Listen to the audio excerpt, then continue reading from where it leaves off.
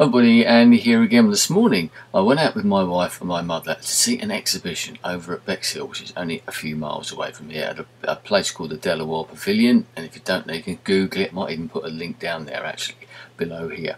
They've got an exhibition going on at the moment and have had for quite some time now, and it's an Andy Warhol exhibition, and it's free to get in. One of the great things they seem to do now there, since they sort of revamped the place, is to have free art exhibitions, whether they be internally, as is this one, in like galleries, or a year or so ago in the summer they had a wonderful Anthony Gormley exhibition actually up on the roof of all these enormous statues of casts of Anthony Gormley's body himself in various different poses, and really interesting it was. And they've got something special lined up for this summer. I know, talking to one of the women there, I think they're going to try and recreate the Italian Job, the end where they got the coach balancing on the cliff. They're going to do this on the roof of the building somehow, and they actually want it to move. Apparently, I understand there's no gold bullion involved, but anyway, looking at this exhibition, and it's the second time I've been there before. As I said, it's free, so you know, it encourages people to go and have a look, and that's one of the great things. I think it doesn't matter whether you like Andy Warhol, you think you're going to like him, you might think you're going to hate what's in there.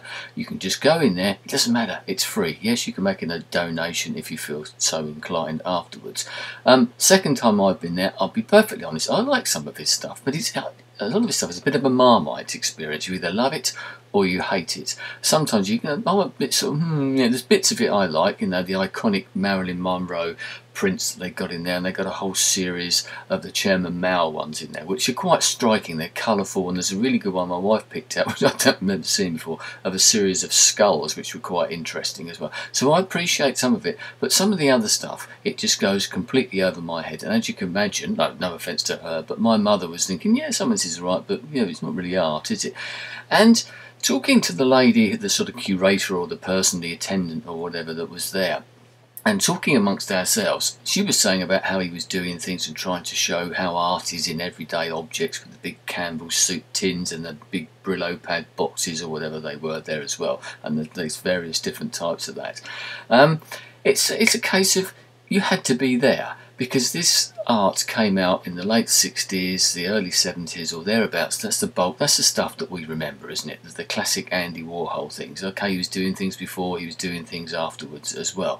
They're the ones that we recognise. Now, back in the day, as they say, back in the 60s, or when these things came out, this was probably revolutionary stuff, and it was different, and nobody had ever seen anybody use pictures of Chairman Mao or Marilyn Monroe, sort of cultural icons, and there's one there of Elizabeth Taylor, you know, those type of things, and cultural icons, if you want to put it that way, of Campbell's soup tins or Brillo pad boxes or whatever it might be, that people have started looking at things in a different way. Now you fast forward sort of 40 odd years, 50 years or whatever it is, 45 years, and it doesn't have the same impact, partly because we've seen all these things before, but partly because it isn't new anymore.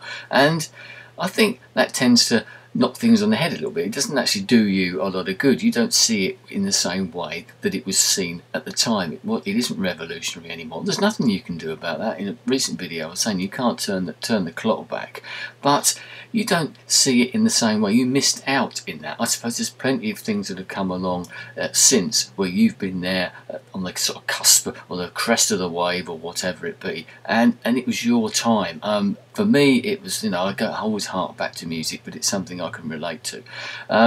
I was there, you know, when the punk revolution came along. Yes, okay, it was recycled music and rehashed music to a certain extent, but it was re-energised with the attitude and everything like that, and the way that the approach that was done, and it was pretty revolutionary at the time. Those ripples are still being felt now. But if I was to, my son or daughter, for example, was to put on the Sex Pistols album or whichever one you want to name from that period, they might think, yeah, that's good, but it didn't have the same effect. It's like, no, Nirvana and Nevermind, I've mentioned this in videos before, it never had the same effect for me, because it wasn't meant for me in some ways, but also I wasn't there when it came out as a rebellious teenager. It wasn't revolutionary to me.